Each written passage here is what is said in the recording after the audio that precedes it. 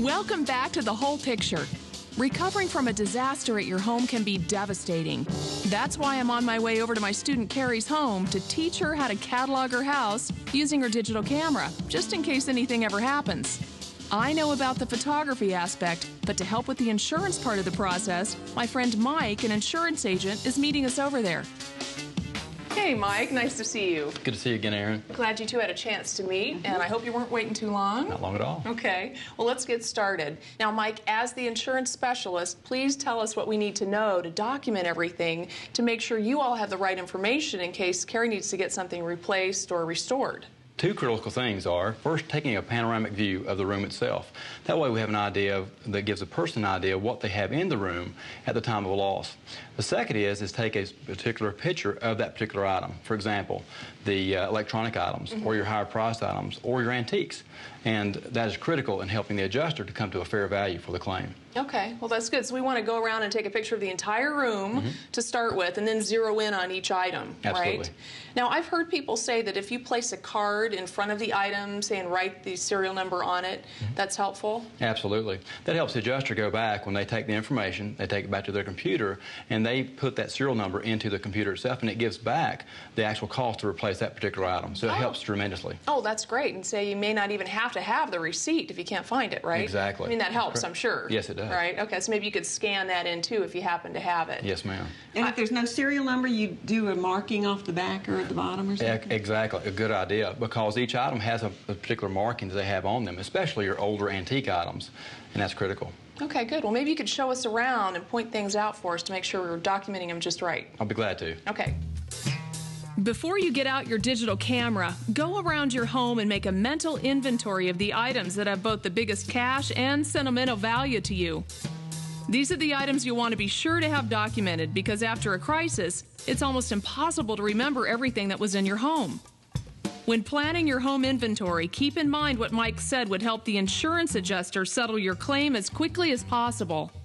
First, plan to take an overall view of the room so that you'll have a good idea of what was in the room before the loss. Second, take individual pictures of your important items.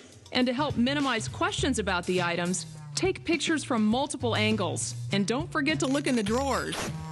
Finally, take a picture of any identifying mark, like a serial number, watermark, or specific detail on each piece. Remember, the more time you take today to record as much detail as possible, the less time it will take you to settle your claim later. Carrie, let's start photographing in the living room. Okay. Okay? Mike, thanks so much for all your help today. It was wonderful. Thank you for coming. Thank you. I'm going to get out of here. Okay. Okay, Carrie, the first thing Mike told us to do was to photograph the entire room.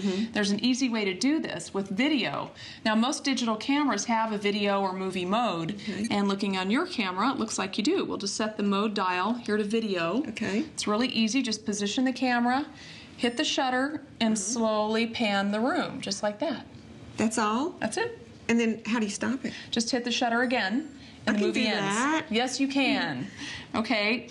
There's a good side about this. You can slowly pan the room and include everything in, but the downside is sometimes that movie is too big for your media card if you want to put a lot of movies on it, say of all the rooms in your home.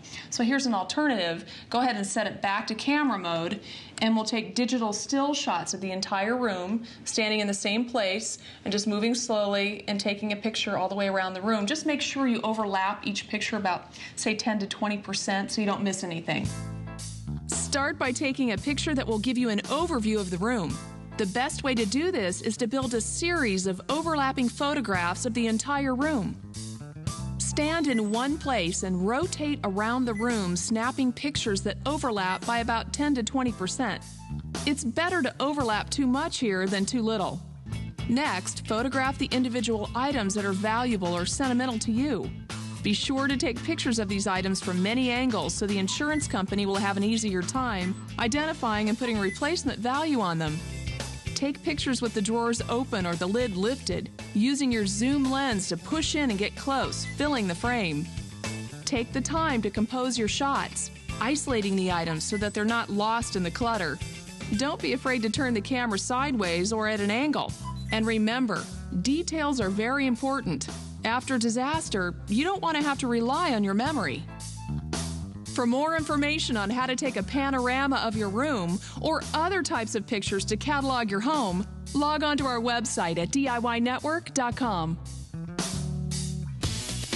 Now that Carrie sees the big picture, it's time to identify the next step.